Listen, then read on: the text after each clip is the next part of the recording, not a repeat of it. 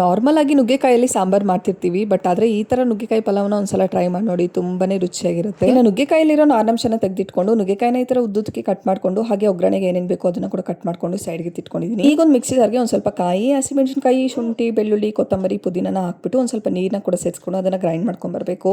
ಇನ್ನು ಒಗ್ಗರಣೆ ಮಾಡ್ಕೊಳ್ಳೋದಕ್ಕೆ ಒಂದು ಕುಕ್ಕರ್ಗೆ ಒಂದ್ ಸ್ವಲ್ಪ ಎಣ್ಣೆನ ಸೇರಿಸ್ಕೊಂಡು, ಎಣ್ಣೆ ಚೆನ್ನಾಗಿ ಕಾದ ನಂತರ ಹೋಲ್ ಮಸಾಲಾ ಸ್ಪೈಸಸ್ನ ಕೂಡ ಸೇರಿಸ್ಕೊಂಡು ಚೆನ್ನಾಗಿ ಫ್ರೈ ಮಾಡ್ಕೊಂಡಿದ್ದಾದ್ಮೇಲೆ ಈರುಳ್ಳಿನ ಈ ತರ ಉದ್ದುದಕ್ಕೆ ಕಟ್ ಮಾಡ್ಕೊಂಡು ಅದನ್ನ ಕೂಡ ಸೇರಿಸ್ಕೊಂಡು ಸ್ವಲ್ಪ ಕಲರ್ ಚೇಂಜ್ ಆಗೋವರೆಗೂ ಚೆನ್ನಾಗಿ ಫ್ರೈ ಮಾಡ್ಕೊಂಡಿದ್ದಾದ್ಮೇಲೆ ಕಟ್ ಮಾಡಿ ಇಟ್ಕೊಂಡಿರುವಂತ ಟೊಮೊಟೊನ ಕೂಡ ಸೇರಿಸ್ಕೊಂಡು ಟೊಮೊಟೊ ಸಾಫ್ಟ್ ಆಗೋವರೆಗೂ ಚೆನ್ನಾಗಿ ಫ್ರೈ ಮಾಡಿ, ನುಗ್ಗೆಕಾಯಿ ಸ್ವಲ್ಪ ಹಸಿ ಬಟಾಣಿನ ಕೂಡ ಸೇರಿಸ್ಕೊಂಡು ಸ್ವಲ್ಪ ಚೆನ್ನಾಗಿ ಫ್ರೈ ಆಗೋವರೆಗೂ ಚೆನ್ನಾಗಿ ಫ್ರೈ ಮಾಡ್ಕೊಂಡಿದ್ದಾದ್ಮೇಲೆ ರುಬ್ಬಿಟ್ಕೊಂಡಿರುವಂತ ಮಸಾಲೆನ ಕೂಡ ಸೇರಿಸ್ಕೊಂಡು ಎಣ್ಣೆ ಬಿಟ್ಕೊಂಡ್ಬರೋವರೆಗೂ ಚೆನ್ನಾಗಿ ಫ್ರೈ ಮಾಡ್ಕೊಂಡು, ಈ ಹಂತದಲ್ಲೇ ಇದಕ್ಕೆ ಒಂದು ಸ್ವಲ್ಪ ಬಿರಿಯಾನಿ ಪೌಡರ್, ಸ್ವಲ್ಪ ಧನಿಯಾ ಪೌಡರ್ನ ಕೂಡ ಸೇರಿಸ್ಕೊಂಡು ಮತ್ತೊಮ್ಮೆ ಅದನ್ನ ಚೆನ್ನಾಗಿ ಫ್ರೈ ಮಾಡ್ಕೊಂಡಿದ್ದಾದ್ಮೇಲೆ ಒಂದು 1/4 ಕಪ್ ಆಗೋಷ್ಟು ಮೊಸರನ್ನ ಕೂಡ ಸೇರಿಸ್ಕೊಂಡು ಮತ್ತೊಮ್ಮೆ ಚೆನ್ನಾಗಿ ಫ್ರೈ ಮಾಡ್ಕೋಬೇಕು. ಈ ತರ ಎಲ್ಲಾನು ಕೂಡ ಚೆನ್ನಾಗಿ ಫ್ರೈ ಮಾಡ್ಕೊಂಡಿದ್ದಾದ್ಮೇಲೆ 1 ಲೋಟ ಅಕ್ಕಿಗೆ 2 ಲೋಟದಂತೆ ನೀರನ್ನ ಕೂಡ ಸೇರಿಸ್ಕೊಂಡು, ನೀರು ಒಂದು ಕುದಿ ಬಂದ್ಮೇಲೆ ನೆನೆಸಿಟ್ಕೊಂಡಿರುವಂತ ಅಕ್ಕಿನ ಕೂಡ ಸೇರಿಸಿ ರುಚಿಗೆ ತಕ್ಕಂತೆ ಉಪ್ಪನ್ನ ಕೂಡ ಸೇರಿಸ್ಕೊಂಡು ಒಂದು 2 ವಿಜಿಲ್ ಕೂಗಿಸ್ಕೊಂಡ್ಬಿಟ್ರೆ ಸಾಕು. ನುಗ್ಗೆಕಾಯಿ ಪಲಾವ್ ತುಂಬ ಚೆನ್ನಾಗಿ ರೆಡಿಯಾಗಿರುತ್ತೆ. ನಾರ್ಮಲ್ ಪಲಾವ್ಗಿಂತ ಇದಂತೂ ತುಂಬಾನೇ ರುಚಿಯಾಗಿರುತ್ತೆ. ಮಸ್ಟಾಗಿ ಒಂದ್ಸಲ ಟ್ರೈ ಮಾಡಿ. ಇನ್ನು ಈ ಕಡೆ ಮೊಸರು ಬಜ್ಜಿ ಮಾಡ್ಕೊಂಬೇಡ ಅಂತ ಹೇಳ್ಬಿಟ್ಟು ಒಂದು ಸ್ವಲ್ಪ ಸೌತೆಕಾಯಿ, ಟೊಮೊಟೊ ಎಲ್ಲನೂ ಕೂಡ ಹಾಕಿ ಮೊಸರು ಬಜ್ಜಿನ ಮಾಡ್ಕೊಂಡಿದ್ದೆ. ಟೇಸ್ಟ್ ಅಂತೂ ಸಕ್ಕತ್ತಾಗಿತ್ತು.